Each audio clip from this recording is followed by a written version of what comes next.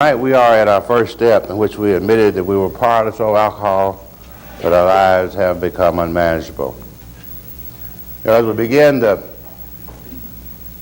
12 steps, as we said, they are the outline of the big book Alcoholics Anonymous, the step-by-step plan to recover. As the first 100 people recover from this illness, they laid down a step-by-step plan for those who came behind. And I thank God for the first 100 people, because they left a path for us to walk. And this path was clearly marked by 12 steps, and as we guide us through the big book Alcoholics Anonymous. And as we go through these steps, before we begin, recovery from alcoholism is just like recovery from any other problem. The procedure is simple. And it was made simple for a lot of confused, mixed up people. It was just a path that was laid out. In order to recover from a problem, there is but one way to recover from a problem. The first step in recovery from a problem is to find out what is the problem. And that's very important, that part of the procedure. And that's what we're going to be talking about tonight, because that's the foundation of recovery. What is the problem? That is the first step. And once we find that information is really the foundation, because it affects everything else that we're going to talk about. And this is why the first step is so important. Our first step is a problem statement. The problem is that we're powerless over alcohol and our lives have become unmanageable. Now, once we have the problem, and then it's from the problem, from the first step, that all the other information is gathered. Because once we see the problem, it's from the problem that we determine the solution.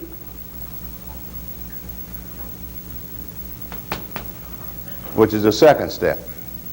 Now we're going to understand the problem really is powerless. And if the problem is powerless, then the solution would be power. So the first step shows us what is the problem, which is powerless, and the second step is going to talk about the solution being power. Then the last 10 steps of recovery is simply a plan to find that power. Steps 3 through 12 will show us how to find that power, which will solve the problem. But we can see how important the first step is, because if we don't have the first step, if we don't understand the problem correctly, the solution will be wrong, and the planned program of action will be wrong. So the foundation of the whole thing is, what is the problem? And this is the first step. Alcohol has been a problem since the beginning of time. It's the oldest known drug used by mankind in the world, and alcohol is a drug. And in the beginning, certain people, we always wonder, there's a lot of stories on how this all began. We said, I remember one, I guess as good as any other, about how this caveman was in his cave one day mashing he had some grapes. And he was storing his grapes in the back of the cave, and he just loved grapes. And while he was doing that, a big fat hog run by his door, and he said, boy, I'd like to have some barbecue in place of these grapes. So he just run off, and he dropped what he was doing and started chasing this hog. And with the tools and the weapons he had of his day, time he caught up with the hog and did the killing job and dressed him and got him back. It was a few days. When he got back to his cave, his grapes had gotten sour and spoiled. And he was so hungry, he just went over and got a big handful of the juice and put it up to his mouth, and something magic happened to him. Bang, He probably said, I ain't going to waste no more of them damn grapes. I found something here.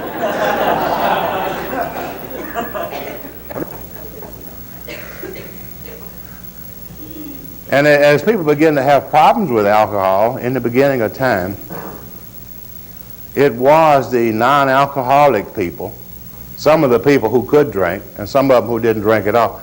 It was the non-alcoholic people who tried to find out what was wrong with the alcoholic. See? The attitudes and the images of alcoholism were created by the non-alcoholic. It was the non-alcoholics who said, well, what is the problem? They said, well, maybe he's weak. Maybe he's sinful. It's a moral issue.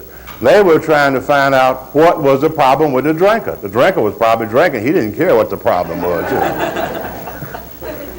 But over the years, it was the non-alcoholic people who developed the attitudes and the images of the alcoholic. You know, he's a bum. And all that was created by the non-alcoholic people.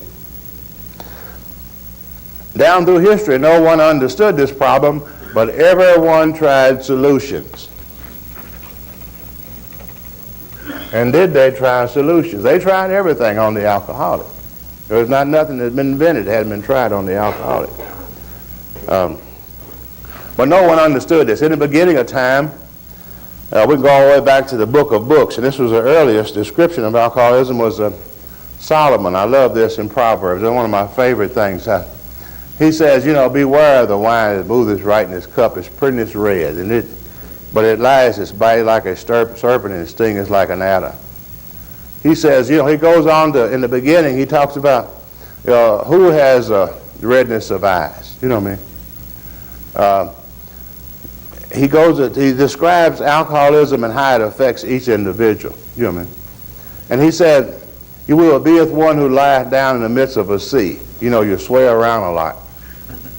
Or sleepeth at the top of a mast. You know, how the mast of the ship just tosses. And he said, you will say they have beaten me and I felt it not. You know, some next morning you feel like somebody was beating on you the night before and you're trying to recall what happened. You know, you got them bruises all over you. Them drunk bruises. And then he says, you know, he sure knew some of us fellas because he said, thine eyes shall behold strange women. Now this was Solomon thousands of years ago. It seemed like they were just like us. And thy heart will utter perverse things. You'll say a lot of things you don't want to say. But then he said, but still yet, they will rise in the morning and they will seek it yet again. And they'll get up and still. He didn't understand. None of the great minds understood alcoholism. And we didn't understand the problem. And before this time, when we didn't understand the problem of alcoholism, then we were victims of the problem. If you don't understand the problem, there's no way you can find a solution. There's no way you can treat it. Today, you know, we're the same way with cancer. You know, we don't have a solution for cancer, and we don't have a treatment for cancer because we don't understand it. What is the problem? Once the researchers are trying to find out what is the problem of cancer, the solution probably already exists, and then we'll know what to do. Before 1935, we didn't understand alcoholism. And this wasn't the first time. You know, this information came to the world many years ago. Just recently, I was just enthused with looking how God has worked in this world, in the lives of alcoholics. I think it was early in 1787, there was a psychiatrist, a doctor in this country who said alcoholism was a disease. He was the first person to say that.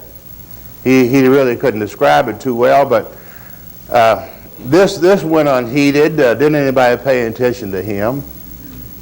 Later on in 1812, the temperance movements began in this country because alcohol was a problem in this country. Alcohol has always been a problem in America since the beginning of time. They said when the Mayflower came over, when it landed, most of the cargo was booze.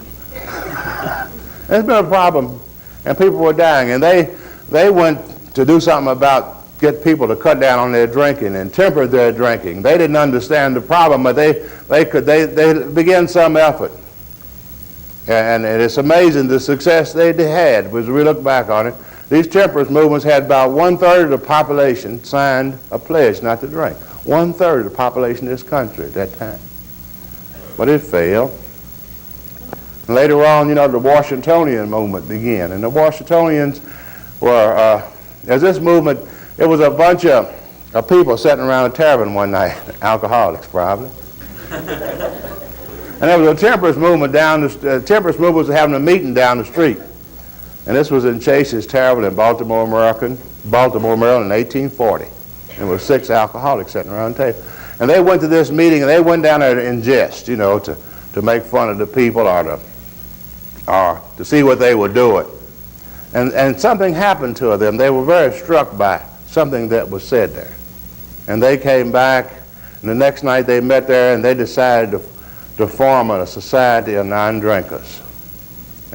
And they did. And they started a movement. In a year they had 1,000 members. And they spread and spread and spread. In 6, 8, 10 years, they are credited with having 700,000 members. They were more successful in a short period of time than the AA movement. They had spiritual concepts, and the gist of their meetings were they would have people come up and talk about their drinking. This is where it began. And they would tell their stories. And they had spiritual concepts. But they didn't have any traditions. They didn't have any guidelines to their program. They got mixed up with other things. And the main reason they failed, they didn't have a planned program of recovery. They didn't have a program. And then in 1935, God saw fit that man, this thing take place again. And they began, went to began in the mind of Dr. Silkworth. And Dr. Silkworth at the town's hospital, he had went there to take a job because he couldn't find another one. He wanted a job, and he took a job at the town's hospital for $40 a week. Dr. Silkworth didn't plan to do all this. He didn't plan to work with, no doctor plans to work with alcoholics. By the way, they don't really like to work with alcoholics. In fact, they say alcoholics don't do what you tell them, which is true. Some of the medical people say it's a self-inflicted illness, which it's not. And then he says, drunks don't pay their bills no way, which is true. It ain't a lot of point to work with a doctor working with people like that. But Dr. Silkworth, was on the farm. He was there at the town. Remember, he went there in 1930. Until 1933, during his early years, every day he was on the job, working with people. And the people he worked with came back and forth, back and forth. No one understood the problem. He couldn't do anything about the problem because he didn't understand it. And he saw people continue to come back, and he saw people die. He saw no one recover. And I could see the frustrations this man went through. And although most of his colleagues said it was a sin, it was a weakness anyway, he began to discern something within these people. He said, I see some driving force within these people that is driving these people to this destruction. And he said, I can discern something within these people. And he was able to take this thing, and he was able to split this force into 2 things, part of it in the mind and part of it in the body. And he came up with the concept, and he said this was just his opinion, and he shared it with Bill when Bill came to the town's hospital in 1933. Really, this was the beginning of Alcoholics Anonymous at the town's hospital, when Dr. Silkworth discovered what is the problem. And I think we're very blessed as alcoholics tonight. The only alcoholics in the United States, or in the world rather, the only alcoholics in the world are in Alcoholics Anonymous. The rest of those people out there are not alcoholics. They don't know they're alcoholics, but they don't know they're alcoholics. And alcoholism is a very strange illness. It's a unique illness. It's the only illness. It's very hard to make this diagnosis. And the first step is what is the problem is a diagnosis. And this is the first step in recovery, is to make a diagnosis. And it's hard to make this diagnosis because alcoholism is the only illness that tells the victim he ain't got it. You can tell an alcoholic because the one that swears he ain't got it's got it. One of these social drinkers said, you say, you might be an alcoholic. He'll probably say, I might be. He ain't got it. It's the one that ain't got it's got it. And the only way you can get well from anything is find out you got it, right? You do the same thing with a cold. You go around, and the moment you catch a cold, you don't realize it, but you have caught in a cold. You go sneezing a little bit, and you say, oh, that's something in my throat. That's lying. You know what I mean? Then your nose gets stopped up. You say, got something in my nose. My eyes get running, I got something in my eyes, And so you deny long, and finally, you keep on saying, hell, I'm catching the cold. That's the moment you can start taking some medicine. See what I mean? See, we do that we do that. And so the first step is, what is the problem?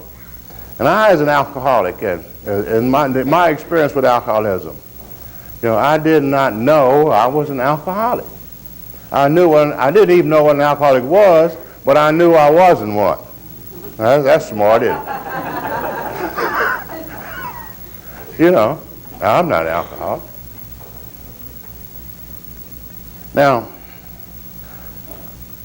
so the first step, and Dr. Silkworth told Bill, he said, first thing, he said, this is a disease. And I think the first thing, he said, Bill, he said, you're not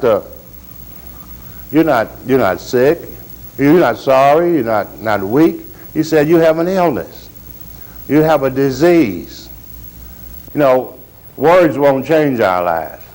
Ideas is what changes our lives. And there's one bad thing about ideas.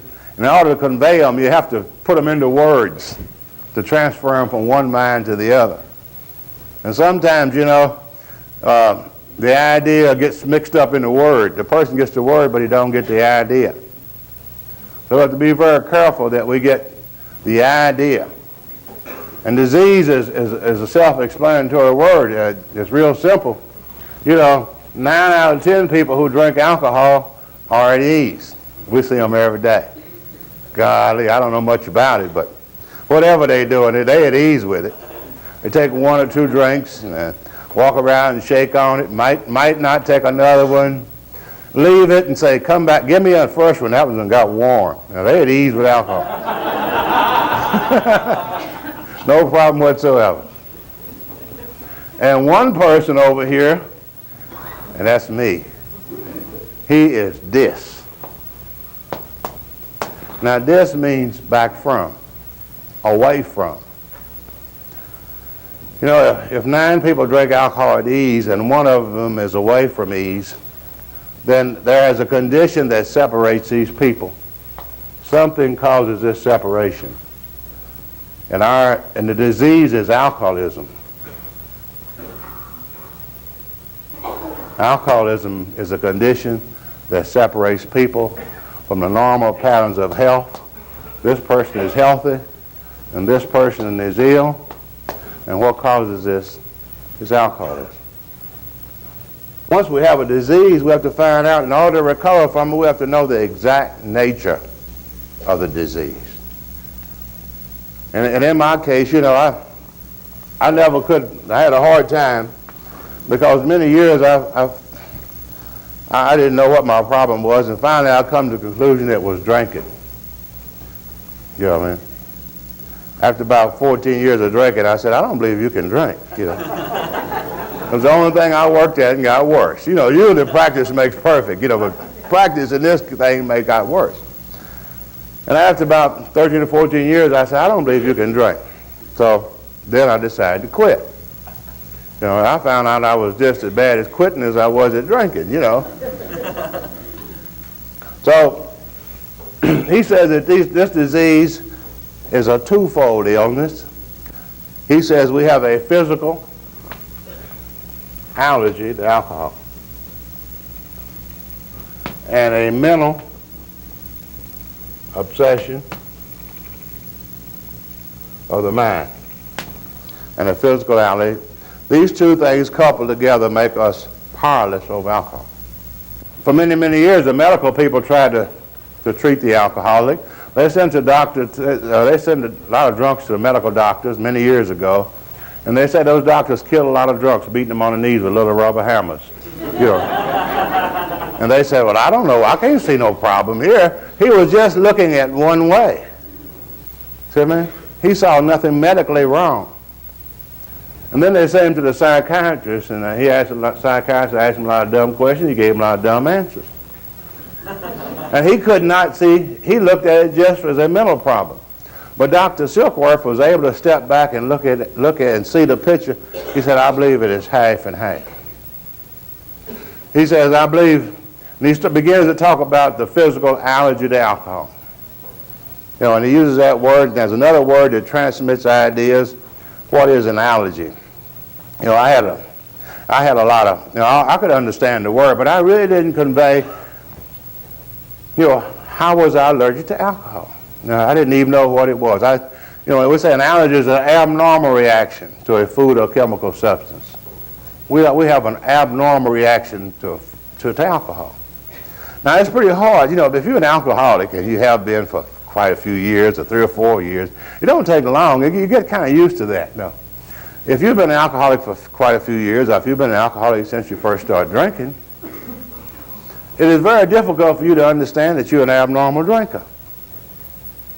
See, we abnormal drinkers have been drinking abnormally for so long, and we've been drinking with some other abnormal drinkers, so abnormal is normal to us. How do you know you're abnormal? Oh, how much you drink? Oh, about like everybody else. Boy, I'm sure glad I'm sure glad everybody else didn't drink like me. But so we have to really, to understand how you're an abnormal drinker, you have to first understand what is a normal drinker. I never looked at that. You know, they say normal so-called social drinkers, or whatever we want to call those people. So they take a drink of alcohol, and alcohol is a toxic drug. It actually can be poison to the system if you put enough into the system. So it's a poison. Now our bodies, we are marvelous mechanisms, mentally and physically. We're God's greatest creation. There's nothing on the earth like this human body that we all have, the mind and the body that we have. Now, once anything goes into the system, our body has a unique way of immediately diagnosing what it is we put in. And then it reacts chemically and produces certain enzymes or chemistries to handle whatever. If we put in a piece of steak, it says steak, right? And if we put in some sweet potatoes, it says sweet potatoes. You know, you can't fool the body. You can't put in sweet potatoes and it'll know it's sweet potatoes. Whatever we put in, our body knows exactly what it is, and it signals certain organs in the body uniquely to act to whatever it was we put in it. And the average, when the social drinker, he puts alcohol into his system, it's a poison. His body recognizes it as a toxic poison. And he has certain chemistries, and he has a certain reaction to it. First thing they say to a normal social drinker, it makes him dizzy. One drink. One or two, he gets kind of dizzy. And that's a normal reaction to a drug like alcohol. And it says that it makes him so noisious. A couple of drinks in his system, he gets kind of noisious at the stomach. And after a while, he gets a sense of being out of control. Now, that's a normal reaction to alcohol. That's what happens when a normal social drinker takes a drink. Now, that didn't happen to me. When I took a drink, I didn't get dizzy. And I didn't get noises. If I did, I put another one down there on top of it real quick, and it stayed, you know. And I didn't get a sense of being out of control. I got a sense of being in control. But the main thing that separates me, and immediately I wanted another drink.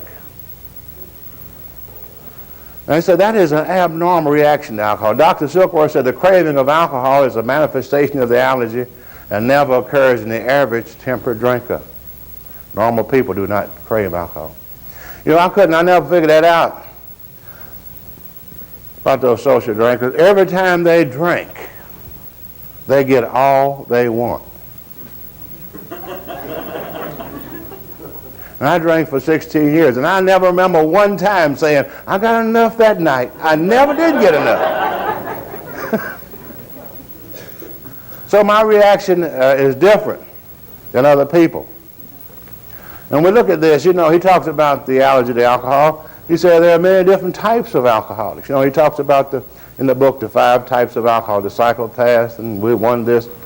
And all these people, if we all took a drink, we always try to compare ourselves with other people. Oh, am I alcoholic? Well, you hear somebody, well, he got 3 DWIs. I didn't get but 2. I don't believe I'm alcoholic. Come here. She's been married 6 times. You know, she's an alcoholic. I ain't been married. I just made 4, so I'm not an alcoholic. And we go around comparing. This is not the way we do this. We study the doctor's opinion. The doctor's opinion says there are many different types of people. You know, if we all took a drink tonight, God forbid that we do in this place, you know. Boy, I just couldn't imagine that. But if everybody took a drink tonight in here, well, you know, it would be a lot of no 2 people would react the same. No 2 of us would do the same things. You know? One of us would immediately be up on top of there dancing and raising hell, you know what I mean? Just having a good time. One would be sitting over here crying in his beer. Ooh, hoo, hoo, world ain't treating me right. 2 of us would start a fight back in their corner. And 2 over here would be putting the make on each other, you know what I mean? No 2 of us would act out in behavior-wise and do the same thing. But all of us as alcoholics, we would not have but one thing that we would all do. Just one thing that we have in common. All of us would immediately want another drink. See? That's the one thing we have. We would all crave another drink, although we would act different.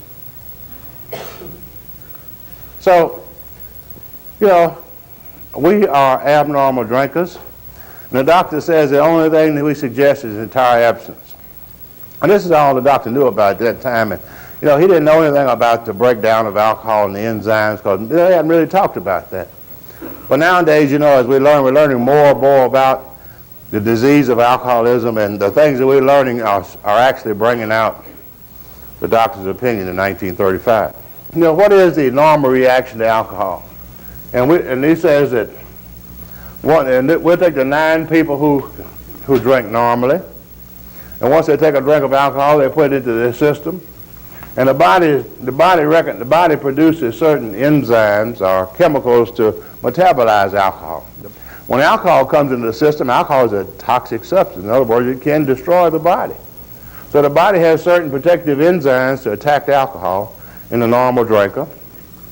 And he breaks it down to acetaldehydes, down to diacetic acid, down to the acetone level, which is broken up into simple carbohydrates. Then this is broken into three products: water, sugar, and carbon dioxide. The water is passed off by the body. The carbon dioxide is given off through the lungs, and the sugar is burned up or stored as simple energy by the body. This is a normal way to metabolize alcohol. It takes the alcoholic, it takes the normal person about an hour to metabolize an ounce of alcohol.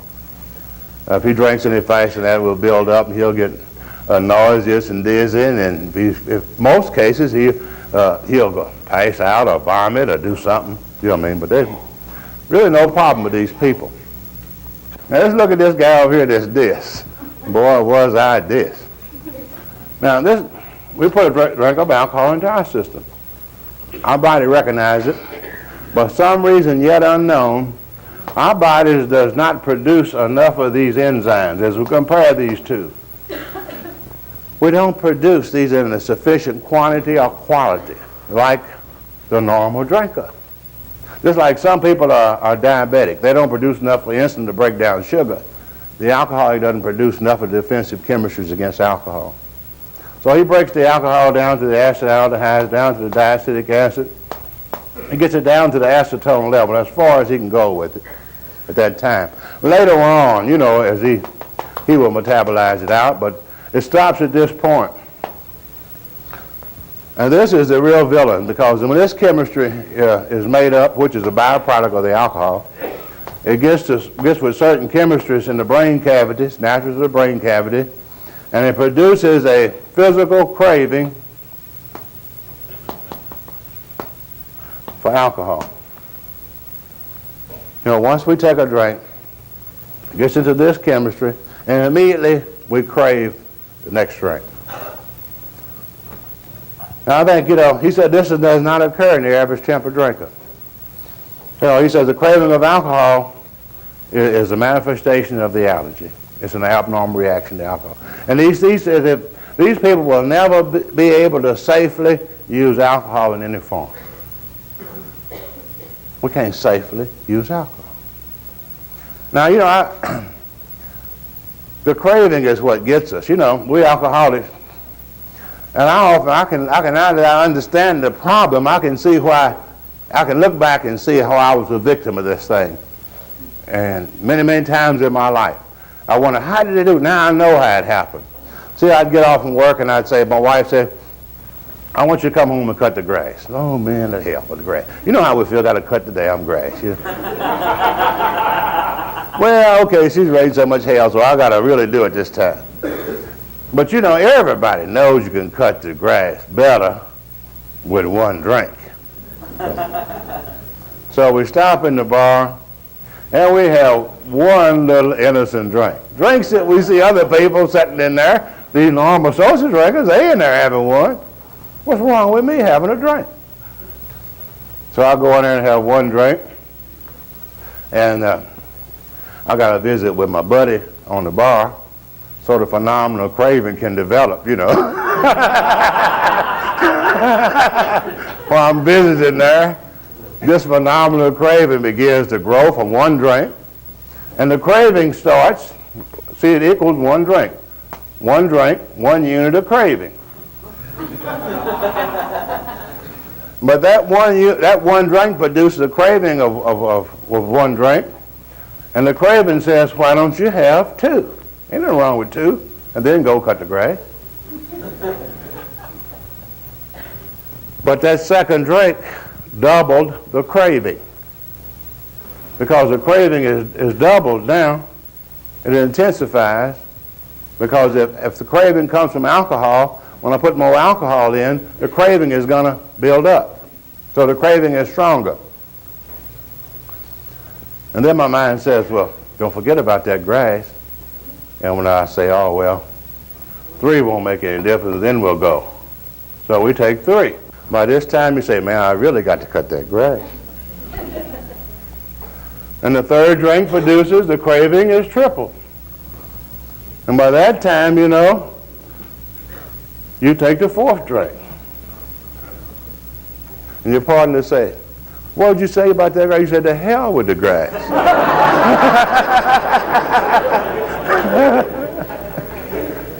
The more we drink, the more alcohol we put into our system, the craving gets stronger with each drink. So really we crave more after the 4th or 5th drink than we did after the very first drink. And the craving becomes beyond our control. We go through the well-known spree. We drink and drink and drink. And we have never, as an alcoholic, I remember my experience as an alcoholic. I never remember satisfying that phenomena. I have never had enough to drink. I had too much. But I never experienced one time when I said, I got enough that time. I didn't. I never got enough. Now, so, and this will always happen. As an alcoholic, we know that this will always get worse. The chemical deficiency will never get any better. The older we get, even though we don't drink, the chemical deficiency gets worse. If you got a deficiency in your system, it will get worse with age, whether you drink or not. Like I say, I haven't had a drink in over 24 years. But if I would take a drink tonight, the craving would be worse because the chemical deficiency is worse. Because I'm older and I produce less of the chemistries that metabolize alcohol than I did 24 years ago. And since there's no known way to treat this, but the doctor is simple. He said, it's simple. If you're allergic to alcohol and every time you take a drink you crave it, he said, don't take the first drink. And you will never experience the craving of alcohol. That's simple. So he said, these people can never drink safely. So because of this side, I can't drink safely. And never will ever be. But now that I understand that part of my problem. Dr. Silkworth says, later on, our book says, rather, we should understand this. Every alcoholic should completely understand his illness. After all, if you got to live with this, you need to understand what it is. But he says the main problem of the alcoholic sin is in his mind rather than his body. Although we need to know this, the main problem is in our mind. The main problem is, what makes me take the first drink? Why then do I take the first drink? He explains it, over here, and to illustrate it, everybody has a very complex emotional life. We're going to be doing all our work in here. This is what we're going to recover from. We all have feelings. They're God-given things, and we're not going to get rid of them. They're supposed to be in life. We have loneliness, we have fear, we have resentment, we have all that. There's anxieties. These are part of our human makeup. All people have problems with these. Now, we're not the only people on earth that have problems with their emotions. No one is free from this. They might look, like a great friend of ours, he always say, we always go around comparing my insides with your outsides. He looks good outside, but they got them too. Now, they are the root of all human problems, and we see all sort of behavior problems in people as a result of these misdirected instincts. But we alcoholics, somewhere in the development of the alcoholic in his past life, he has these little emotional buildups.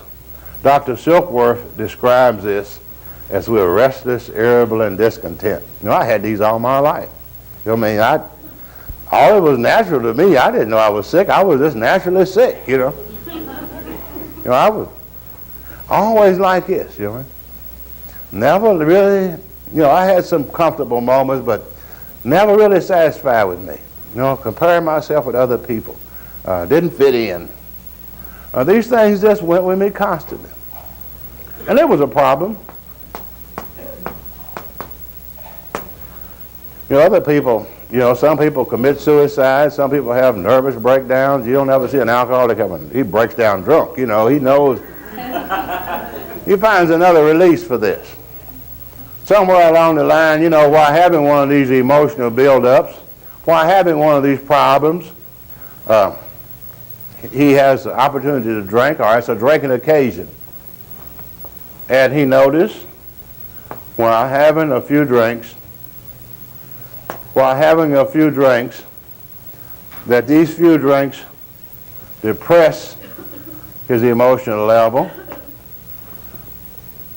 And when I took a few drinks, he associated these two things together. I can go out and talk to people. It depressed my fears. I don't feel inadequate anymore. I'm a good dancer. Golly, boy, I can dance now. I can talk to people. These few drinks become a solution.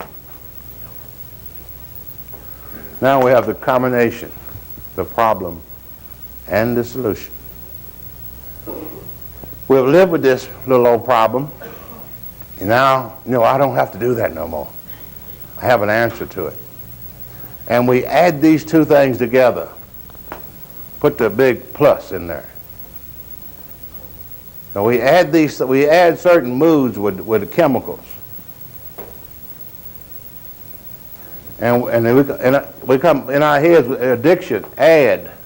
Addiction means to add together certain moods with the chemical. And we find our answer. We said that, it's the only problem in which the answer becomes the problem. The answer becomes the problem. And he says we build up to this point again. We become restless, irritable, and discontent. We build up to this point again. And it triggers this line. And this line is obsession. An obsession is an idea that overcomes all other ideas. That's a powerful thing. This idea will overcome many, many other ideas. You know, it was my wife's idea that I shouldn't drink. My boss's idea that I shouldn't drink. The police suggested it a couple of times, you know. And a couple of judges, you know, very influential people. I mean, the doctor, you know, he knew medicine. And even at certain times, I myself said, you can't drink. No more for the rest of your life. But at a certain given moment, when I became restless, nervous, and discontent, within me, the idea to drink came up. And this idea to drink overcame my own idea, the doctor's idea, the judge's idea, and the police's idea. It was so strong it overcame mine and everybody else's idea, and I took a drink. So when we build up there, we have no defense over this once this obsession is triggered. And the obsession, the idea to drink, and then we said all action is born in thought. And when you take a drink, it's preceded by the thought to drink. It has to be triggered in the mind, and all action is triggered in the mind. And we reach over and we take a few drinks, and that's the triggering mechanism of the whole illness. And this is where we're going to do all the work. Now, once we put the alcohol in the system, then quite naturally it goes over and sets off the physical craving. The mind triggers the body, and the craving is, the acetones are manufactured. The craving is started, and craving makes the first drink, and the second drink, and the third drink, and the fourth drink. We play that all game. We go through the well-known spree, and down here at the bottom, when we come up for air, we repeat our alcoholic national anthem. I will never do that again. We all say that, and we really mean it. Some people don't believe we mean it, but we mean it. But if you were sick as we were, we really mean it. And we slowly start another build-up, you know.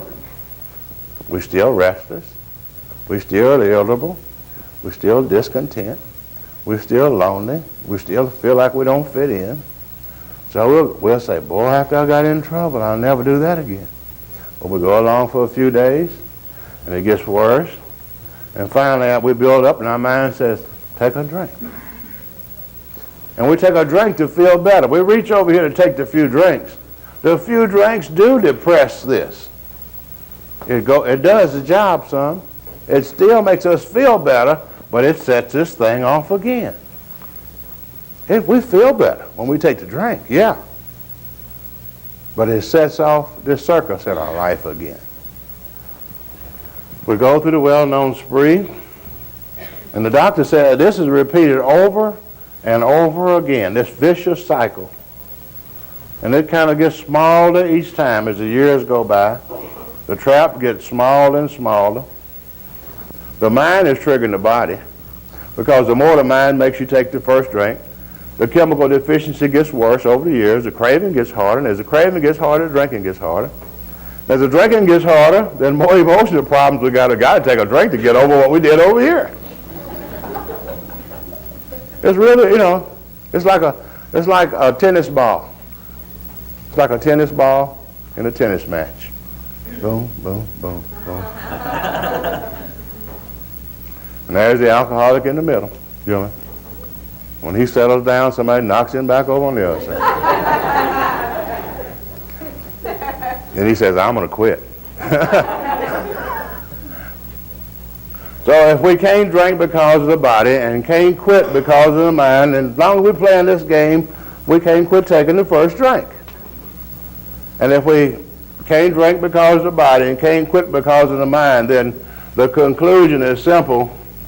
We are powerless over alcohol. If you can't drink and you can't quit, you're powerless. This is the first step. The first step in recovery is to see the trap we're in. This is it.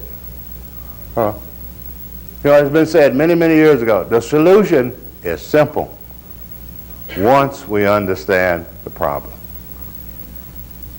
Once we understand the problem.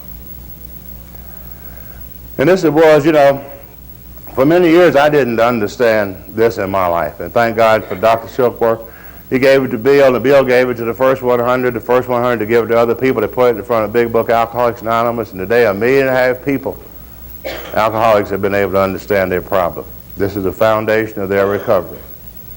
Now, for many, many years, I couldn't understand. I see why I failed. I tried to control my drinking while drinking. I don't know if any of y'all did that.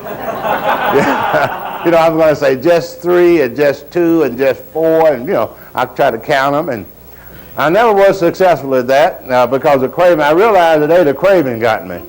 I didn't know what I was doing. You know, I mean, just like a lot of people, you know, trying to treat themselves. And so for about, you know, a number of years, I said, well, after about of doing this constantly, I finally come to the conclusion after about 12, 13 years, I said, I don't believe you can drink. After all this trouble, you know, I said, you know, 1,000 people said it. Finally, I said, you know, I don't believe you can drink. Every alcoholic's been there. So I said, well, just quit. Oh, yeah, that's obvious. That's the problem. If drinking is all it is, just quit. Okay. So I quit and just quit. Didn't do anything about my life. See, I didn't understand this part. Ain't got nothing wrong with me. Just quit drinking. So I was still restless and irritable and discontent. These pressures were built up on me, and I went for 9 months without taking that first drink. And I did did all the routines, you know, eat sweet, stay busy, and don't go to them places, and just be bored like hell, you know.